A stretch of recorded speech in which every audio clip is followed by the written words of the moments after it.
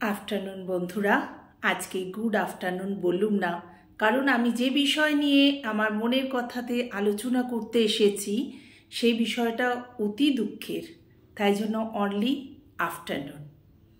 ঠিক আছে, আজকে আমি যে কথাটা বলতে এসেছি আপনাদের সামনে, প্লিজ অল্প দেখে কিন্তু বন্ধ করে দেবেন না, পুরো ব্লগটা দেখবেন, এইটাই আমার রিকোয়েস্ট। সকাল থেকে টিভি চালিয়ে একই ঘটনার সম্মুখীন হচ্ছি আমরা, আপনারাও হচ্ছেন।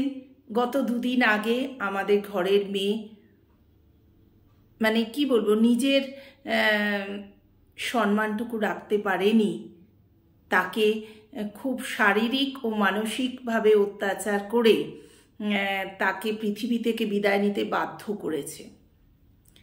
মানসিক বলতে গেলে কিছুক্ষণের জন্য তো আর মানসিক কষ্ট হয়েছে, শারীরিক কষ্টটা বেশি।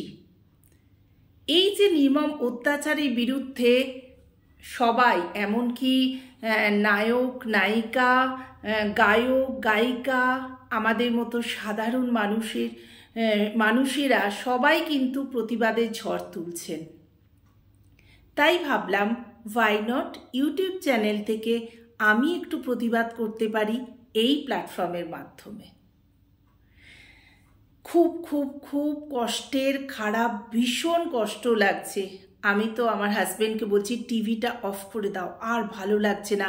আর সারাদিন হচ্ছে নিউজ চ্যানেলদের রমরমা। আমি কি ঠিক কথা বলছি বন্ধুরা? সারাদিন হচ্ছে নিউজ চ্যানেলের রমরমা, চিৎকার করে একটা কত কষ্টের বিষয় খুললেই যেন মনে হচ্ছে কোনো আনন্দের জিনিস, চিৎকার করে জানাচ্ছে হ্যাঁ এখন উনি ধরা পড়লেন, এখন এই হলো, এখন ওই হলো। হ্যাঁ, আমরা নিউজ চ্যানেলের মাধ্যমেই সব কিছু আমাদের সামনে আসে, কিন্তু এক এক সময় খুব বিরক্তও লাগে। আমাদের মেয়ে যে তার নিজের মায়ের কোল খালি করে চলে গেছে, সেই মা বাবার করুণ অবস্থা চিন্তা করুন তো, কেউ করেছে? আর এই যে আমরা প্রতিবাদের ঝড় তুলছি, আমার তো মনে হয় এতে কোনোই কাজ হবে না। আপনারা হয়তো বলবেন কেন কাজ হবে না? এই যে ছোট ছোট ছেলেমেয়েরা যারা ডাক্তারি পড়তে এসেছে, তারা যে একটা সুন্দর প্রচেষ্টা নিয়েছে, এই প্রতিবাদ করবার যে তালিকাটা তাদের সামনে এসছে, খুবই সত্যি প্রশংসাযোগ্য, খুবই ভালো লাগছে। কিন্তু বন্ধুরা, আদপে কি এটা ধোপে টিকবে? এক সপ্তাহ পর আপনারা দেখবেন টিভি নিউজ চ্যানেলে অন্য খবর, তাই না? আমরা কি করি, নিউজ চ্যানেল শোনার পরে আমরা সেটাকে অফ করে দিই। তারপর কি হয়, এক সপ্তাহ এরম চলবে, তারপরে দেখবেন অন্য খবরে চলে গেছে। এই কিছুদিন আগে আপনারা নিশ্চয়ই জানেন যাদবপুরে একটা ঘটনা ঘটেছিল, এত তোলপাড় হলো, টিভি চ্যানেল, মানুষজন অনেক প্রতিবাদ করলো, ফেসবুকে প্রতিবাদের ঝড় উঠলো।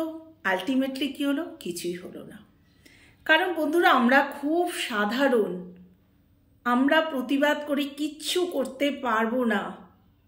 পুলিশই পারবে না, সিবিআই পারবে না। এই যে একটা ভুয়ো আমাদের মধ্যে ছড়িয়ে দেওয়া হলো, হ্যাঁ ঠিক আছে, আমরা পুলিশকে না দিয়ে আমরা দেখো আমরা চেষ্টা করছি যে এই অন্যায় করেছে তাকে ধরার বা তার গ্যাংটাকে ধরার। একজন নয়, আবার বলছি, একজন মিলে অত্যাচার করেনি এই আমাদের মেয়েটার ওপর। কি নির্মম অত্যাচার! আমাদের সত্যি আমরা প্রতিবাদের ভাষা খুঁজে পাই না বন্ধুরা। কিন্তু প্রতিবাদ করলে কি হবে, এর কোনো সুফল আপনি কিন্তু পাবেন না। আমি আপনাকে এখানে আজকে এই ইউটিউব চ্যানেল, এই ব্লগটা বানাতে বলছি বন্ধুরা, কোনো দিন আমরা পাইনি, পাবো না। কারণ আমাদের মাথার ওপর যে বড় বড় সার্কেলগুলো আছে, তাদের ধরার বা তাদের চ্যানেলকে ধরার আমাদের কোনো রকম সহায়তা আমাদের সরকার থেকে করবেও না, কিচ্ছু করবে না। এই যে আজকে রাত্রিরে যে বা সব মেয়েরা প্রতিবাদের ঝড় তোলবার জন্য যে প্রয়াস নিয়েছে, হ্যাটস অফ। বাট খুবই কষ্ট হচ্ছে, হয়তো এটা বিফলে যাবে, কিছুদিন পর আবার তাদের কাজের মধ্যে ফিরতে হবে, ফিরতে বাধ্য করা হবে, ফিরতে বাধ্য করা হবে। এমন কিছু কিছু মানুষজন আমাদের ভগবানের মতো যাদের শ্রদ্ধা করে অন্যান্য মানুষেরা, অন্যায় জেনেও তাদের শ্রদ্ধা করে, তাদের কাছেই নাকি ভগবান। সেই সব যে অন্যায় করা শয়তান যে মানুষেরা আমাদের মাথার ওপর বসে আছে, তাদের টপকানোর ক্ষমতা আমাদের নেই বন্ধুরা। এই নির্মম অত্যাচার চলতেই থাকবে, এত দিন অবধি চলেছে, 24 সালেও চলছে, 30 সালেও সেম ঘটনা হবে। আপনারা মিলিয়ে নেবেন কি কষ্ট ওর বাবা মার। আমার মনে হয় যারা এই অন্যায়গুলো করেছে তাদের কি ছেলে মেয়ে নেই?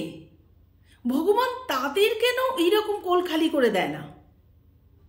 তখন তারা বুঝতে পারবে যে একটা মায়ের কোল খালি হয়ে যাওয়া কি কষ্টের।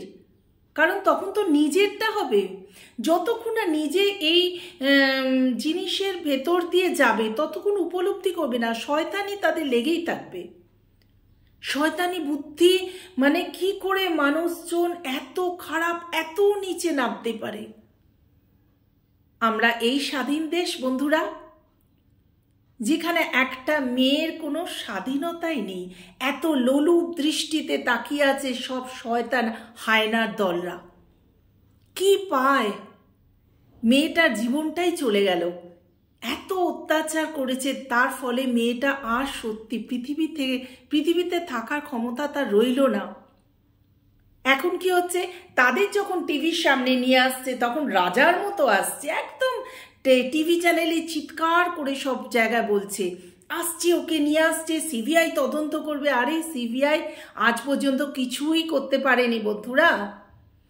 সিবিআই কোনো আসল মানে কি বলবো রিপোর্ট দিতে পারেনি। হ্যাঁ, ধরবে, তোমাকে ধমকাবে, অনেক প্রশ্ন করবে, কিন্তু সদুত্তর কি পাবে? আসল যে যারা উপরে আছে শয়তানগুলো, তাদের কি ধরতে পারবে? পারবে না।